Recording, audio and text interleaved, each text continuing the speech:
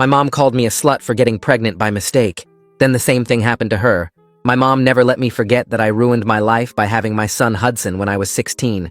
She'd wake me up for school by saying good morning to the slut who couldn't keep her legs closed and destroyed her whole future for 5 minutes of fun. Every day she reminded me that I was an embarrassment to our family and she was ashamed to show her face at church. Teen moms are just sluts who got caught, she'd tell her friends on the phone loud enough for me to hear from my room. When Hudson cried at night, she'd bang on my door screaming that this was my punishment and I better not wake her up with my mistakes. At family dinners, she'd announce that I was lucky she didn't throw me out on the street like I deserved. I worked nights at the grocery store and went to school during the day, while Hudson stayed at daycare that took most of my paycheck. Mom charged me rent for my childhood bedroom and made me buy all my own food and diapers, even though she made good money as a nurse. She told everyone at church that she was a saint for letting her slut daughter live at home instead of making me homeless like other parents would. When I got straight A's, she said it didn't matter because teen moms don't go to college, and I'd be working minimum wage forever. "You're damaged goods now, and no decent man will ever want you," she said, every time she saw me doing homework at the kitchen table. I applied for scholarships behind her back and got a full ride to the state college for next year. Hudson was thriving at daycare and hitting all his milestones early, even though Mom said children of teens always turn out stupid. I saved every penny I could and planned to move into student housing with Hudson as soon as I graduated. Mom had no idea I was leaving because she was too busy going to wine nights. She'd been going out more and more lately and coming home drunk at 3 in the morning smelling like cologne. But then Mom missed her period and I heard her throwing up every morning for a week. She took 5 pregnancy tests in the bathroom and I heard her sobbing when they all came back positive. The real shock came at her first ultrasound when she found out it was triplets from some guy she met at a bar whose name she didn't even remember. She was 43 years old and suddenly pregnant with 3 babies from a one-night stand while drunk. "This can't be happening to me," she kept crying while I fed Hudson his breakfast. Her church friends completely abandoned her when they found out she was pregnant without a husband or even a boyfriend. They called her the same names she'd called me for 3 years, like war and slut and embarrassment. Her job put her on unpaid leave because she was too sick from the pregnancy to work, and she couldn't afford the mortgage without my rent money. She had to sell her nice car for a used minivan that could fit 3 car seats. The pregnancy was high risk because of her age and the triplets, so she was on bed rest by month 5. Mom suddenly wanted me around all the time to bring her food and clean the house and help her to the bathroom. She cried about how her life was over, and she'd never find a husband now with 3 babies and no money. "At least you only had 1 baby to ruin your life, but I have 3, she sobbed, like I should feel sorry for her. The church kicked her out of the women's ministry for getting pregnant outside of marriage, and she had nobody left because she'd spent years judging everyone else. She begged me to skip school to take her to doctor appointments and got mad when I said I couldn't miss class. The triplets came early and spent weeks in the NICU, costing more than Mom would make in 5 years. She couldn't work with 3 newborns, and daycare would cost $4,000 a month. Mom had to apply for food stamps and welfare, just like she'd shamed other single moms for doing. She couldn't handle all 3 babies crying at once and would scream for me to help while I was trying to study for finals. "You know what it's like being a young mom, so you need to help me," she said, like we were suddenly the same. I showed her my college acceptance letter and told her Hudson and I were moving out after graduation. Mom's face went white, and she started shaking while holding one of the crying triplets. "You can't leave me alone with 3 babies when you know what this is like," she screamed. I reminded her that she never helped me once with Hudson and called me a names every day for 3 years. "I've already paid the deposit on our apartment and Hudson's enrolled in the campus daycare," I told her while packing our stuff. She blocked my bedroom door, holding all 3 screaming babies who were red-faced and desperate. "If you leave, I'll die trying to take care of these babies alone, and it'll be your fault for abandoning your family." I looked at the triplets who didn't ask to be born into this mess and felt my stomach twist. My mom didn't deserve anything from me, but how was I supposed to choose myself over 3 innocent babies? The weight of those 3 tiny bodies pressed against my chest as I stood there frozen in my doorway. Hudson's small fingers dug into my leg as he whimpered at all the noise and chaos around us. My packed bags sat visible behind me on the bed, while Mom's body blocked the only exit from my room. The triplets screamed in her arms with their faces turning red and their tiny fists waving in the air. I couldn't move or speak or even breathe properly as I stared at those innocent babies who never asked for any of this. Hudson started crying too, and pulling at my jeans trying to get me to pick him up and make everything better. Mom's eyes were wild and desperate as she shifted the babies in her arms to keep them from slipping. One of them spit up formula all over her shirt, but she didn't even notice. I finally found my voice and told her I needed time to think about everything. She started to argue, but I pushed past her carefully and took Hudson's hand to lead him to the kitchen. My hands shook as I got the peanut butter from the cabinet and tried to spread it on bread for his lunch. The knife kept slipping because my fingers wouldn't work right. Hudson sat at his little plastic table watching me with big, worried eyes. I could hear the babies still crying from the living room where Mom had followed us. She was trying to bounce all three at once, but it wasn't working. I gave Hudson his sandwich and some apple slices, then pulled out my phone to call the campus daycare.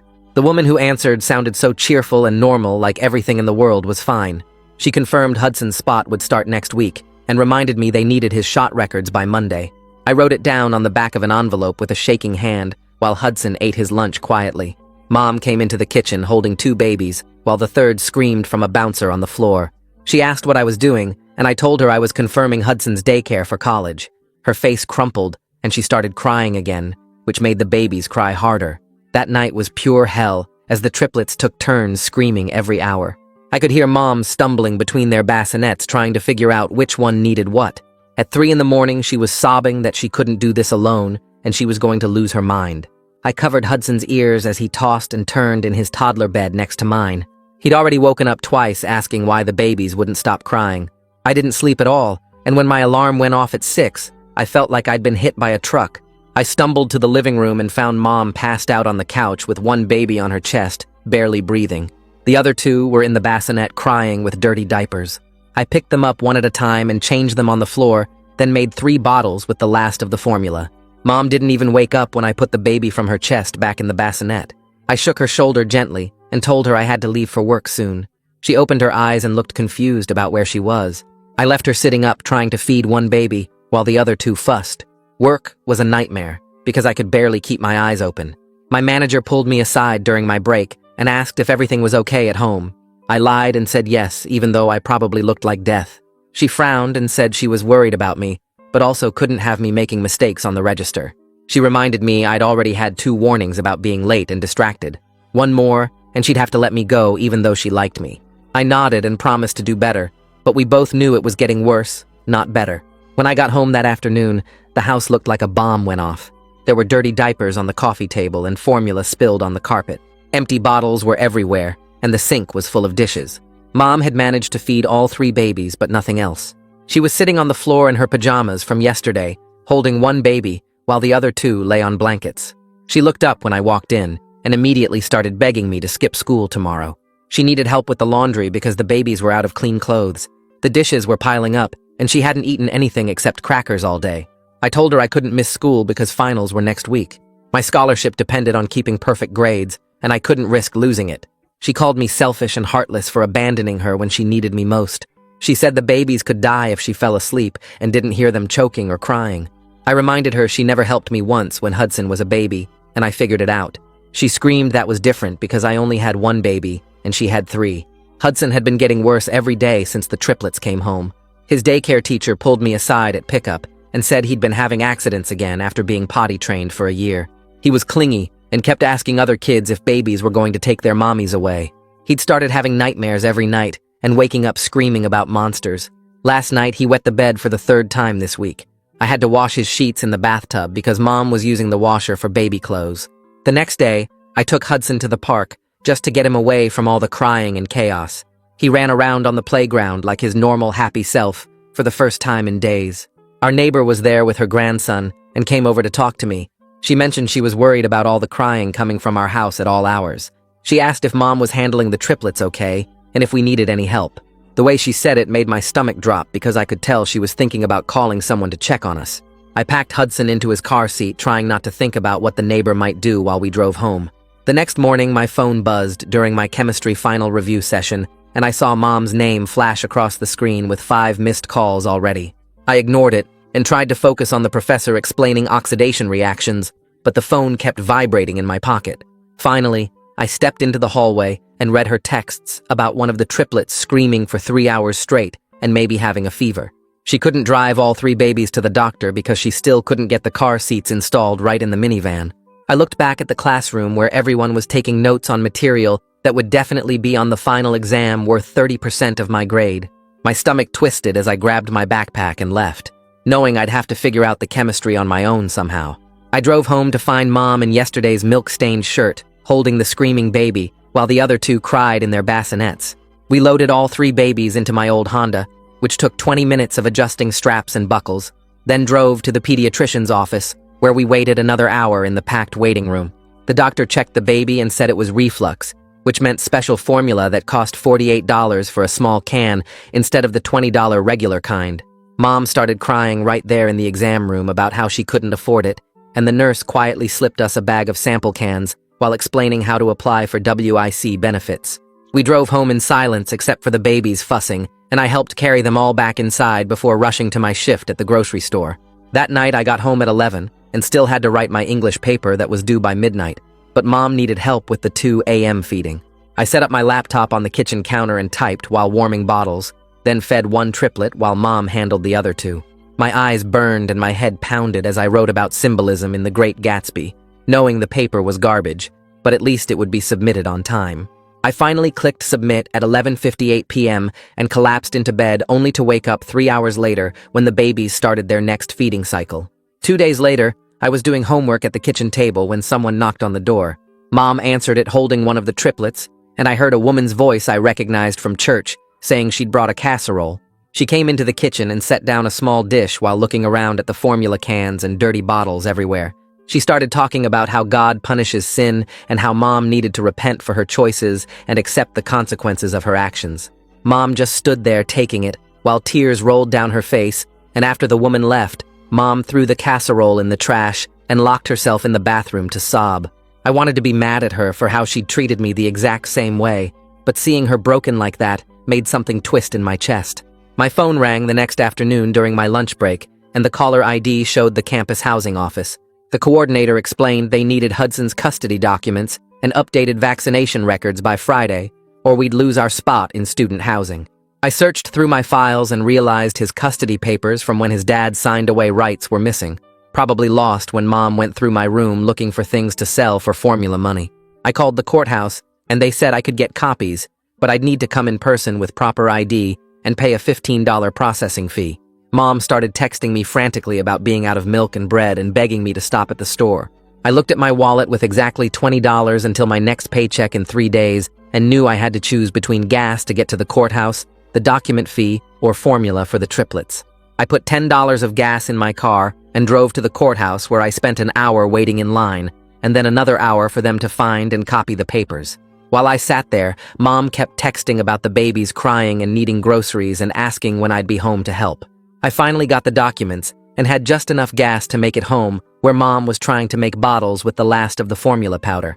That evening I was heating up leftover rice for Hudson's dinner when I saw a car pull up outside that made my whole body go cold. It was a white sedan with the state seal on the door and official plates, the kind of car that meant someone had finally made the call I'd been dreading. The woman who got out wore a blazer and carried a clipboard, and she walked up our driveway with the kind of purpose that meant this wasn't a casual visit. Mom was in the living room with all 3 babies crying at once when the doorbell rang, and I watched her face go white when she saw who it was through the window.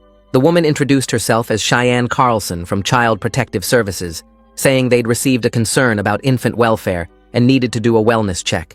She came inside and looked around at the chaos, taking notes on her clipboard about the dirty bottles, the overflowing diaper pail, and the general disaster, while Mom tried to explain she was doing her best with 3 newborns. Cheyenne asked to see where the babies slept and checked their bassinets, then looked in the fridge and cupboards while writing more notes. She interviewed Mom first, asking about support systems and daily routines, and whether she felt capable of managing 3 infants. Then she called me into the kitchen privately and asked about my role in caring for the triplets and how much school I'd been missing to help. She wanted to know if I felt pressured to take on parenting responsibilities and whether I thought the babies were safe. After an hour of questions and inspection, Cheyenne sat us both down and explained she wasn't removing anyone today, but she had serious concerns. She created a safety plan that required Mom to attend parenting classes and therapy, plus weekly check-ins for the next month. Then she looked directly at me and said something that made my stomach drop. She explained that if I took on too much responsibility for the triplets, if I became their primary caregiver while Mom couldn't cope, I could legally become responsible for them. The court could decide I was their guardian if Mom was found unfit and I was already providing their care. The weight of those words hit me hard as I realized how careful I had to be about helping, without becoming trapped. Mom had to start parenting classes the next week, going every Tuesday evening to learn about safe sleep and feeding schedules. She came home with handouts and worksheets, actually reading them at the kitchen table and trying to follow the routines they suggested. The next morning, I told Mom I'd help with the babies on Tuesday and Thursday nights until graduation, but that was it. She started crying and saying I was selfish, but I held firm and reminded her she never helped me once with Hudson when I was 16 and scared. She kept arguing until Cheyenne showed up for her weekly check-in and backed me up, telling Mom that healthy boundaries were important for both of us. Mom finally stopped fighting about it when Cheyenne wrote in her notes that I was being reasonable and Mom needed to respect my schedule. 2 days later, my phone rang while I was at work, and I saw a number I didn't recognize. The man on the other end said he was Sean Henderson, Mom's old pastor from before she got kicked out, and he'd heard about her situation from another church member. He said he wanted to help without judgment and had already gotten 3 families to agree to bring meals twice a week. I gave him our address and thanked him, even though Mom would probably hate getting help from people who knew her shame. That Sunday, the first meal showed up in a cooler on our porch with no note, just containers of lasagna and salad and bread that would feed us for days. Mom cried when she saw it, but ate 2 helpings anyway because she was so tired of cereal and whatever I could throw together. The following week, Mom had the triplets' 2-month checkup scheduled for 9 in the morning, and I was supposed to be at work by 10. She loaded all 3 babies into her minivan, but it wouldn't start, just made a clicking sound when she turned the key. Requested Reds is on Spotify now. Check out link in the description or comments. I had to call my manager and say I'd be late, then drive Mom and 1 baby at a time to the doctor since my car only had room for Hudson's car seat. The first trip took 20 minutes each way. Then I had to go back for the second baby, while Mom waited in the lobby with the first one. By the time I got all 3 babies there and helped with the appointment and drove everyone home in shifts, it was past 1 o'clock. My manager pulled me into her office the second I clocked in and wrote me up for missing half my shift without proper notice.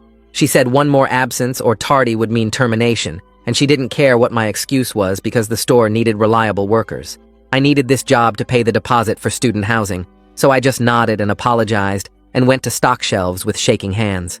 That evening, Cheyenne came by for another check-in and noticed Mom had been crying about the car situation. She sat down with her notebook and started asking Mom about the father of the babies, saying child support could help with expenses. Mom turned red and admitted she'd been blackout drunk at a bar called Murphy's and only remembered the guy had dark hair and bought her shots. Cheyenne helped her think through details like what night it was and whether she'd paid with a card that would show the date. Mom found the receipt in her purse from that night in January, and Cheyenne said that was enough to start looking into it. A few days later, I had to go to freshman orientation at the college for student parents, which meant bringing Hudson along since Mom had the triplets. In the meeting room, I sat next to a girl named Yasmin, who had a toddler on her lap too. She told me about resources I had no idea existed, like emergency childcare swaps, where parents watched each other's kids during exams. She showed me a Facebook group where student parents traded babysitting hours and shared information about family-friendly study spots on campus. Yasmin said the first year was hard, but the support network made it possible, and she gave me her number in case I needed anything. 3 weeks later, Mom finally got the letter saying she was approved for WIC and food stamps after filling out stacks of paperwork and waiting forever. We went to the grocery store together with all 3 babies and Hudson, and when the benefits card worked at checkout, Mom started crying right there in line. I remembered being in that exact spot 3 years ago when I first got approved, buying formula for Hudson with my own benefits card while people stared. Now Mom was the one people were judging as she loaded formula and baby food into the minivan that still wasn't fixed. The next Monday, Hudson's daycare director called me out of class to say he'd been hitting other kids and throwing toys during circle time. She asked if anything had changed at home, and I had to explain about the triplets and the chaos and how we were moving soon. The director said Hudson needed consistency, and if the behavior continued, they might have to suspend him, which would mean I'd miss school to watch him. I picked him up early that day, and he clung to me crying, asking why the babies were so loud and when we were going to our new house. That night after Hudson was asleep, I got on Facebook and started searching through Mom's friends list for anyone who might have been at Murphy's bar in January. I found the receipt had a timestamp of 11:47 p.m. on January 15th, so I looked for guys who'd posted about being out that night. After 2 hours of searching, I found Conrad Goodman, who'd checked in at Murphy's that exact night and had dark hair like Mom remembered. I sent him a message saying we needed to talk about something important from January, and he read it, but didn't respond for 3 days. When he finally wrote back, He said he was married and didn't know what I was talking about, but I mentioned paternity testing and child support laws, and suddenly, he agreed to meet. Conrad showed up at a coffee shop looking scared and sweating through his shirt. He admitted he remembered my mom from that night, but said it was a mistake and his wife couldn't find out. I showed him pictures of the triplets and told him they needed financial support, and he agreed to a DNA test if we kept it quiet. 2 weeks later, one of the triplets started coughing and wouldn't stop, and his breathing sounded wet and raspy. Mom rushed him to the emergency room where they said he had RSV and needed to be admitted for oxygen support. She called me sobbing from the hospital saying she couldn't leave him alone, but the other 2 babies were with the neighbor who could only watch them for a few hours. I had my government final the next morning but packed a bag with clothes for Mom and food since the hospital cafeteria was expensive. Hudson and I drove to the hospital where the baby was hooked up to monitors and oxygen tubes, looking so small in the huge hospital bed. Mom hadn't showered in 2 days and looked ready to collapse, so I told her to go home and check on the other 2 while I stayed with the sick baby. She cried the whole way out, but I knew she needed to take care of the others and get some rest, or she'd end up sick too. I spent the night in the uncomfortable hospital chair holding the baby when he cried and watching his oxygen levels on the monitor while studying my government notes. The nurse came in every hour to check his breathing and give him treatments, and I dozed between visits while worrying about my final. The next morning, the baby was stable but still needed oxygen, and Mom came back with the other 2 triplets because the neighbor couldn't watch them anymore. I had to leave for my final with 40 minutes to get to campus, and Mom begged me to stay, but I knew this grade determined whether I kept my scholarship. I made it to class with 2 minutes to spare, took the test on no sleep, and drove straight back to the hospital where the baby was finally breathing better. The doctor said the baby could go home in the morning, but someone had to be there for discharge instructions at 8:30 sharp, the exact time my government final started across town. Mom begged me to skip the test and pick up the baby while she stayed home with the other 2, but I grabbed my backpack and told her she'd have to figure it out herself since this grade determined my whole scholarship. She screamed that I was heartless as I walked out of the hospital, but I drove straight to campus and sat down for the final with my hands still shaking from exhaustion. The test covered everything from the Constitution to current Supreme Court cases, and I forced myself to focus on each question while trying not to think about Mom struggling to get all 3 babies ready alone. I turned in my paper after 90 minutes and checked my phone to find 20 missed calls from Mom and a text saying she'd managed to get a ride from the neighbor but would never forgive me for choosing school over family. 3 days later, Conrad called to say the DNA test results were in, and yes, he was definitely the father of all 3 triplets. His voice cracked when he told me his wife had found the test paperwork in his car and was filing for divorce, taking their 2 kids and most of his savings. He agreed to pay $300 a month starting in 2 months to avoid going to court, where everything would become public record, and hurt his job as a bank manager. Mom cried when I told her the amount since formula alone cost more than that, but at least it was something coming in eventually. The next week, Cheyenne showed up for her scheduled home visit and walked through the house taking notes on her clipboard.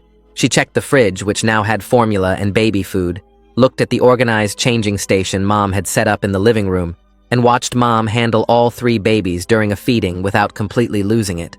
Cheyenne said she was seeing real improvement and would reduce visits to once a month instead of weekly, though the safety plan would stay active for 6 more months. After she left, Mom actually smiled for the first time in weeks and said maybe she could do this after all. My grades posted online the following Monday, and I held my breath logging into the portal. Government final A-, English A, Biology A, Statistics A-, and somehow World History A+, despite turning in that paper on 2 hours of sleep. My GPA stayed at 3.9, which meant the scholarship was safe, and I could officially confirm my spot in student housing for fall. I called the financial aid office right away, and the woman said she'd email the final paperwork for Hudson's daycare coverage, which would save me $800 a month. Mom's doctor finally convinced her to try antidepressants after she broke down crying during a checkup about the triplets. She started taking them every morning, and after 2 weeks I noticed she wasn't texting me every 5 minutes during class, with emergencies that weren't really emergencies. She also started going to therapy every Thursday, while the church nursery watched the babies for free as part of their outreach program. Sean had called around to different churches after ours turned their backs on Mom, and he found one that actually wanted to help instead of judge. He organized a meal train through their website and got 5 families to sign up for bringing dinner once a week. It wasn't a ton of help, but it meant Mom could focus on the babies instead of cooking, and the lasagnas and casseroles were way better than the frozen pizzas she'd been living on. I took Hudson to see our new apartment on campus on a Saturday morning when Mom had a therapy appointment. The student housing complex had a playground and a community garden, and our unit had 2 small bedrooms with fresh paint and working heat that didn't rattle like our current house. Hudson ran straight to the smaller bedroom and started planning where his toys would go, asking if he could have a dinosaur poster on the wall. Seeing him excited instead of stressed made my chest feel lighter for the first time in months. That Sunday, while I was giving the triplets their bottles so Mom could shower, she came out with wet hair and sat next to me on the couch. She said she knew she'd been cruel to me for 3 years and understood why I needed to leave, that she'd probably leave too if she could. It wasn't a real apology with the words, "I'm sorry," but hearing her admit she'd been cruel felt like more than I'd ever expected to get. The triplets had started sleeping 4 hours at a time instead of waking up every 90 minutes, which meant Mom could actually get enough rest to function like a human being. She found an online support group for parents of multiples and spent nap time reading posts about feeding schedules and sleep training that actually worked. One mom from California sent her a spreadsheet for tracking everything that helped her stay organized instead of just reacting to whoever cried loudest. My last shift at the grocery store finally arrived 2 weeks before graduation. I'd given my notice a month earlier and trained my replacement, a high school kid who needed the job as badly as I had 3 years ago. My manager pulled me aside at the end of my shift and handed me an envelope with $500 cash inside, saying it was a bonus for never calling out sick, despite everything I'd been dealing with at home. That money would cover Hudson's registration at the new daycare, plus his first month of after-school care, which meant one less thing to worry about when we moved. 2 days before graduation, Conrad's first child support check showed up in Mom's mailbox for $300, which wasn't much, but covered formula for the whole month. Mom opened the envelope with shaking hands and immediately drove to the store to buy the special reflux formula the triplets needed, while I watched them squirm in their bouncy seats. She came back with 12 cans and actually smiled for the first time in weeks as she stacked them in the kitchen cabinet. Graduation came and went without any celebration since Mom couldn't leave the triplets, and I had to work right after the ceremony. Moving day arrived the following Saturday, and I loaded everything Hudson and I owned into my car while he played on the front lawn. The neighbor from 2 houses down saw me struggling with boxes and came over to help along with her teenage son, who carried the heavy stuff. Mom stood on the porch holding 2 of the triplets, while the third slept in the bassinet inside and watched us pack without saying much. When the car was full, she walked over and told me to drive safe and call when we got there, which was the nicest thing she'd said to me in years. Hudson waved goodbye from his car seat as we pulled away, and I watched Mom disappear in the rearview mirror, still holding those babies. The drive to campus took 40 minutes, and Hudson sang songs the whole way, while I tried not to cry about finally leaving that house. Our new apartment was on the 2nd floor of the student housing complex, with 2 small bedrooms and windows that actually opened. Hudson ran straight to his room and started putting his dinosaur toys on the shelves, while I unpacked our kitchen stuff. That first night we ate mac and cheese on the floor since we didn't have a table yet, and Hudson fell asleep in his own room without any crying babies to wake him up. The next morning, I found the student parent group meeting that Yasmin had told me about in the community center. There were 8 other parents there with kids ranging from babies to elementary school age, all dealing with the same stuff I was. They showed me how to sign up for free tutoring for Hudson and explained the emergency childcare swap system where we watched each other's kids during exams. One dad gave me his old coffee maker, and a mom handed me a bag of clothes her son had outgrown that would fit Hudson perfectly. Mom started texting me pictures of the triplets instead of the desperate messages asking for help she used to send. The babies were getting bigger, and she'd figured out how to prop bottles so she could feed 2 at once while holding the third. She mentioned the meal train was still bringing food 3 times a week, and Sean had found volunteers to help with laundry on Saturdays. After 2 weeks on campus, Hudson's new daycare teacher pulled me aside at pickup to say he was doing so much better than when he started. He'd made friends with 2 other boys and hadn't had a single tantrum since we moved, which was huge after months of him acting out at the old place. The teacher said he talked about his new room all the time and seemed really proud of living in an apartment like a big kid. I got hired at the campus library working 20 hours a week around my class schedule, which paid less than the grocery store, but let me study during slow times. My supervisor understood I was a single mom and never gave me grief when I had to leave right at 5 to get Hudson from daycare. The other student workers were nice, and one girl who was also a mom showed me which professors were understanding about kids getting sick. Mom and I worked out a routine where Hudson and I visited Sunday afternoons from 2 to 5 to help with the triplets. I'd give them baths while Mom prepped bottles for the week, and Hudson played with his toys in the living room away from the chaos. She never asked us to stay longer, and actually thanked me for coming when we left each week. The triplets hit 4 months old and were finally catching up to where they should be developmentally, even though they'd been born so early. They could hold their heads up and grab things, and even smiled sometimes when you talked to them. Mom had gotten better at managing all three at once, using the schedule from her online support group, and they actually napped at the same time most days. Cheyenne came by Mom's house one last time to close out the CPS case, since things had improved so much. She left the voluntary services open so Mom could keep going to parenting classes and therapy, which she actually wanted to continue. Cheyenne told me she was proud of how I'd set boundaries while still helping, and said most kids in my situation would have either abandoned their family completely or gotten sucked into being a full-time caregiver. Conrad called Mom in March to say his tax return came in bigger than expected, and he'd increase the child support by $200 a month starting immediately. Mom used the extra money to hire a college girl to help with the triplets for 10 hours every week. The helper came Tuesday and Thursday mornings, so Mom could shower without rushing and actually sleep for a couple hours. I saw the difference right away when we visited that Sunday, because Mom had washed her hair and changed out of the milk-stained shirt she'd been wearing for days. The triplets were 6 months old now and could sit up in their bouncy seats while Mom fed them rice cereal mixed with formula. Hudson helped by shaking rattles at them, which made them laugh and kept them happy during feeding time.